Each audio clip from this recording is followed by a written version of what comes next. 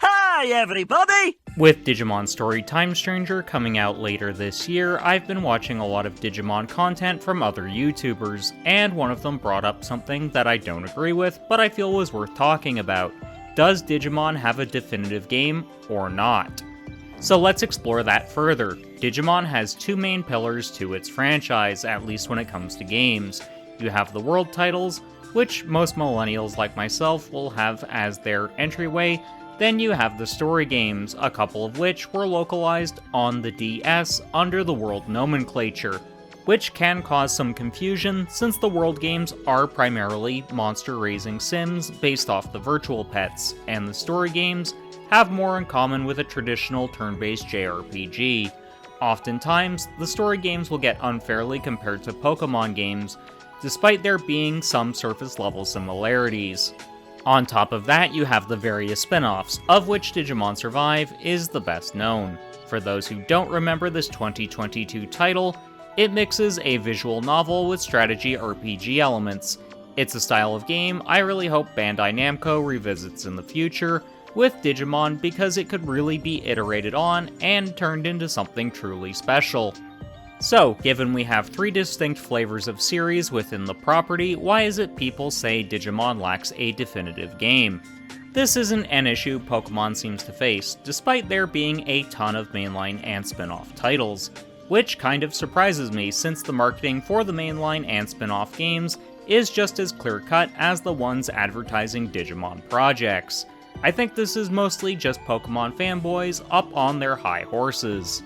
I think, however, the primary reason people say Digimon lacks a definitive game is thanks to the rather middling review scores for most Digimon titles. On average, Digimon games don't score well. Digimon Story Cyber Sleuth Complete Edition, which has both Cyber Sleuth titles packed in, has the highest score, at a 76 average. To put this into perspective, the worst reviewed mainline Pokemon game has a 71. I don't like Metacritic if I'm being honest, as it's just an aggregation of opinions from your average pudding-brained plebeian game journalist.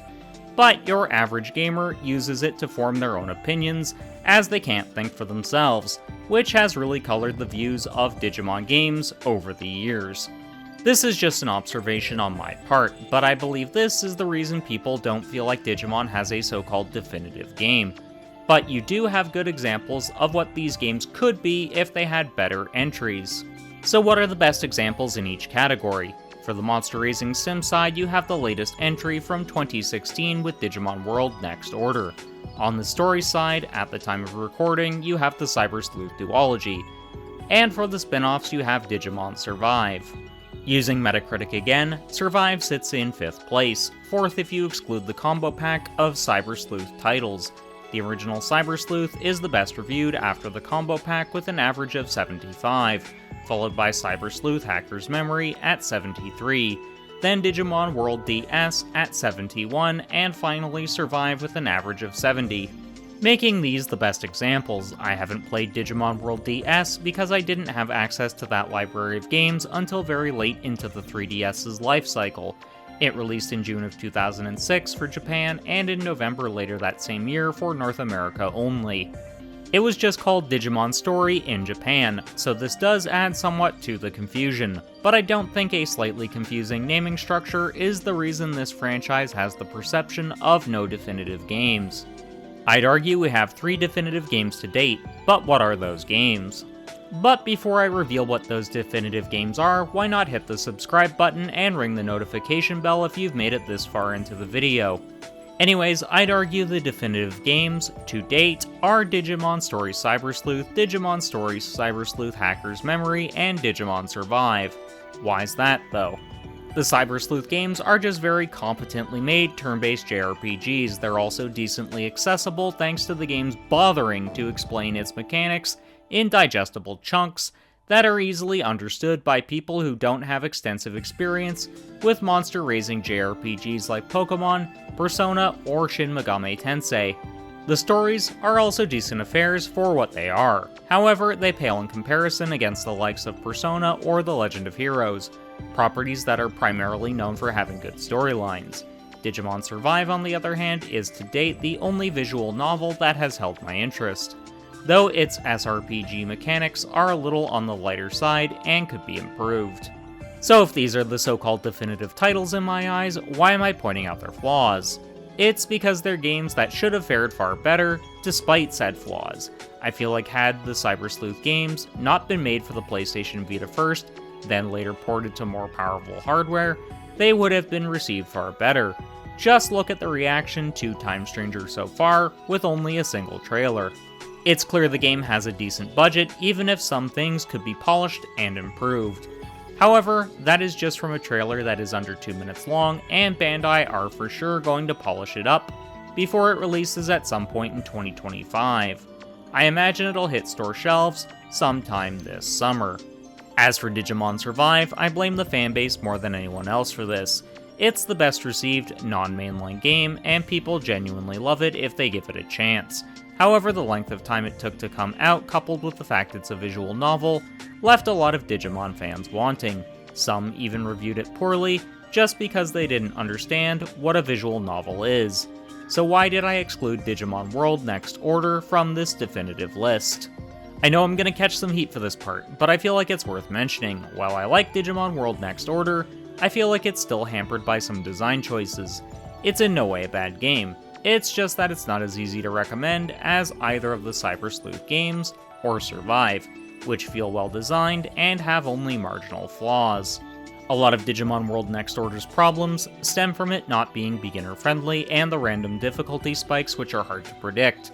That coupled with some of its obtuse design choices, keeping it close to the V-Pet toy line, and it just becomes harder to recommend. These are things that could be smoothed out in future entries within the World subseries, so I won't hold that against the game.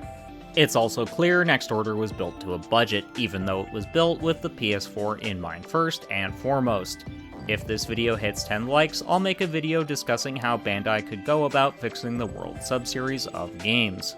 Now that we've covered the games I do feel worthy of being the definitive titles, and why Digimon World Next Order just barely missed out, let's cover how Bandai Namco can fix the problem, even if I feel it's the Digimon fanbase making mountains out of molehills. One of the first things they can do to fix the perception of Digimon lacking a definitive game is something Bandai have already kind of addressed. Think back to the last handful of Digimon games. They tended to get announced rather randomly, and not during a big event like an Xbox Showcase, a Nintendo Direct, or either a State of Play or Showcase from PlayStation. This sort of thing was preventing the Digimon games from entering the mainstream. Basically, Digimon games were really only being played by fans of the brand, with maybe a few normies checking it out because they remembered the Digimon anime from their childhood. So a really small portion of gamers. The others I know who checked out these games were fans of JRPGs, so they were just trying to get their next fix. Some of them are going to stick around for Time Stranger, but it still really limited the range of people who would be willing to check out these titles. So Bandai choosing to announce this game during the latest PlayStation State of Play was a massive step in the right direction. It's thanks to this that a lot of people were able to see the game, and a lot of gamers are now excited for this, not just Digimon fans. Another big reason these games haven't had a so-called definitive title is thanks to them mostly being games built to a budget. I'd argue even Time Stranger is a little bit of a budgeted title, despite it costing the same as other full-priced games.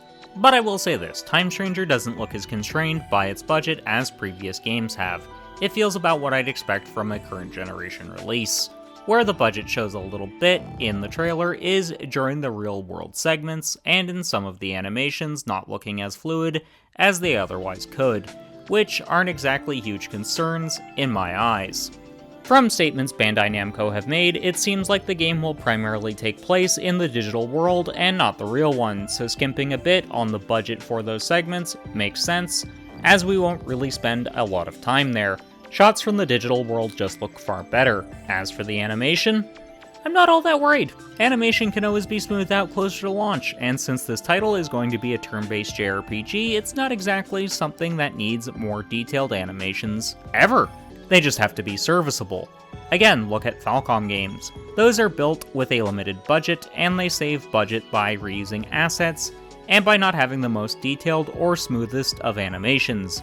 Yet people don't dog on them too badly for it. So this next part I want to discuss is why Time Stranger will be the definitive game in the Digimon franchise. While I have stated the game does feel like it was built to a budget, it doesn't feel like that budget is going to hold it back like previous titles. It actually feels like Bandai actually care about this game and are giving it the best chance of succeeding.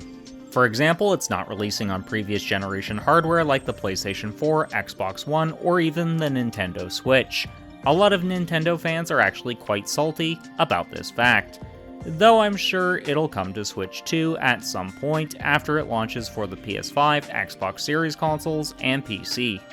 By releasing it on the current generation of hardware, Bandai is effectively saying this is a game you need to give a shit about.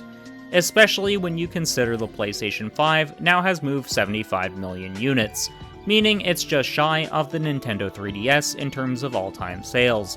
At present, it sits in 13th place, and I believe it should be comfortably within the top 10 within the next year or so. The Xbox Series consoles, on the other hand, aren't doing so hot, but that is to be expected, as Xbox is the king of taking third place. Tell me when I'm telling lies! As for releasing it the same day on PC, that's just a good business decision. Even if I think exclusivity still matters in this day and age, I've covered why in a previous video, so check that out when you're done with this one. But the game being on current hardware is good. The fact Bandai chose to reveal the game during a state of play is also a good decision. If it had been announced at Digimon Con 2025, for example, it would have only been revealed to a very small audience of diehard fans, and gaming publications might have given it a small amount of coverage. Which would have meant fewer gamers would be aware of it, as they'd have to actively be searching for Digimon games, which, let's be real, it's not going to be a whole lot of people, given Digimon games release so infrequently in recent times. We got a flood of games, then nothing. I imagine we're due for another flood of titles, but that's something for a separate video. By revealing it during a state of play, Bandai now have big gaming publications talking about it, they also have smaller, more niche ones talking about it too, big YouTubers who cover PlayStation are discussing it to a degree, and then they have the die-hard Digimon YouTubers covering the game. They also have people like me, who are smaller scale gaming creators who love Digimon, meaning they already have the marketing ball truly rolling. If they're able to reveal a lot of cool stuff either at other showcases, or by holding a Digimon Story Time Stranger specific one at various intervals leading up to launch, then the game is going to be in really good shape leading up to the launch. After that, the game just has to not be a hot mess at launch, and get a few highly rated reviews, and it'll be in good shape to be the definitive game. So in your mind, what's the definitive Digimon game? Let me know in the comments. This video was made available to my channel members first. For early access to most of my videos, exclusive content, and to have your name in the credits of every video, then consider hitting the join button or the link in the description. Thanks go out to my current channel members, R. Campbell, Dani Boy, and Doug S. Now check out my video on why third-party exclusivity still matters, or one of my other Digimon videos. Until next time, keep blazing that trail.